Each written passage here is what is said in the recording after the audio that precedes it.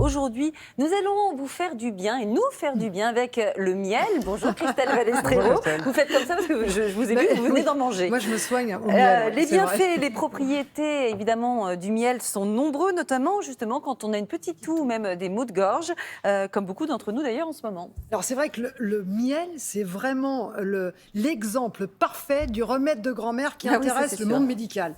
Il y a de plus en plus d'études scientifiques qui sont régulièrement publiées dans des revues sérieuses, solides, pour montrer que le miel a vraiment une efficacité pour notre santé. Et l'une des indications, c'est effectivement, en ce moment, le mal de gorge et la toux, une petite toux. Et une étude, dernièrement, elle est publiée il y a quelques mois, montre qu'effectivement, le miel peut avoir une indication, montre une efficacité dans la prise en charge des symptômes d'une petite toux et de maux de gorge, en fait des infections bénignes des voies ORL. Ça fonctionne, il n'y a pas d'effet secondaire. Alors évidemment, il faut écarter tout risque de pathologie plus importante lorsque les symptômes perdurent, mais il faut rappeler que ces petites infections-là qu'on a dans la gorge, ces petites tousses en général virales, elles sont bénignes et que encore trop souvent on prend des antibiotiques. Et bien le miel, c'est l'alternative pour pas avoir d'effets secondaires, pour pas prendre d'antibiotiques, et ça fonctionne. Je peux oser vous poser une question qui est peut-être la plus bête de toutes.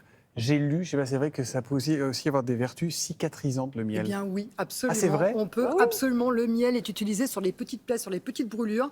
Il existe même en pharmacie des miels médicaux qui sont vendus pour justement appliquer sur les plaies. Et moi, j'ai vu à l'hôpital de Bordeaux, dans le service du professeur Pellissier, tout un service qui soigne les plaies récalcitrantes avec du miel. Et il s'agissait d'une femme qui avait un ulcère très profond, qui ne guérissait pas. Les antibiotiques n'étaient plus efficaces, et au bout de 3 semaines, grâce au miel et uniquement au miel, eh bien, cette patiente a guéri.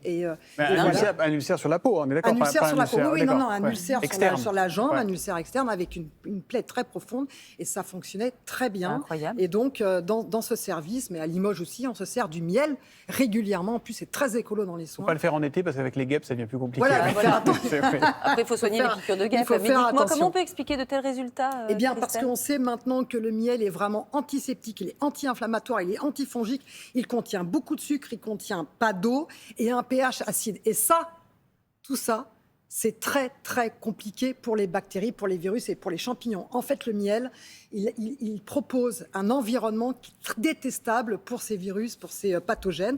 Donc, c'est pour ça qu'il est très efficace. Et puis, il faut savoir aussi... Il y en a 50 000 des miels. Oui, ça, c'est sûr. Oui, alors... Vous êtes devant le rayon. Mais c'est vrai. Pour le côté antiseptique, on choisit plutôt, à l'hôpital, par exemple, c'était plutôt du miel de thym, de lavande, d'eucalyptus, de sapin. Mais on peut utiliser tous les miels à condition de vérifier l'origine. Enfin, je ne sais pas si vous êtes au courant, mais c'est quand même une catastrophe. Si vous allez dans votre supermarché et vous voyez un gros pot en plastique avec des oreilles et il y a marqué miel dessus, enfin, on va peut-être comprendre ce à quoi je fais référence. Eh bien, ces miels sont des miels trafiqués, c'est-à-dire qu'ils contiennent du glucose. En fait, ce sont des miels dans lesquels on a ajouté du sirop, on a ajouté des colorants, et vous n'avez plus les principes actifs du miel. Il faut être très vigilant, il faut faire confiance aux apiculteurs. Il y a une AOC, il y a quoi ? Comment on fait pour... Oui, alors en fait, les apiculteurs, vous pouvez vous rendre sur les marchés, vous pouvez vérifier l'origine. Il y a marqué, effectivement, il y a une AOC, il y a des AOP, et il y a surtout l'origine. Vérifier qu'il s'agit bien de miel d'apiculteurs. Ça, c'est vraiment important. Et puis sinon, vous pouvez le mettre dans l'eau. Si vous voyez qu'il ne se dissout pas, eh bien, c'est du vrai miel. Si vous voyez qu'il se dissout, c'est du faux miel. Et c'est cher, le miel, hein. Très cher, mais il faut mieux en prendre un petit peu, efficace, plutôt que de prendre des grandes quantités de sucre. Eh bien, merci beaucoup, Christelle Balestrero.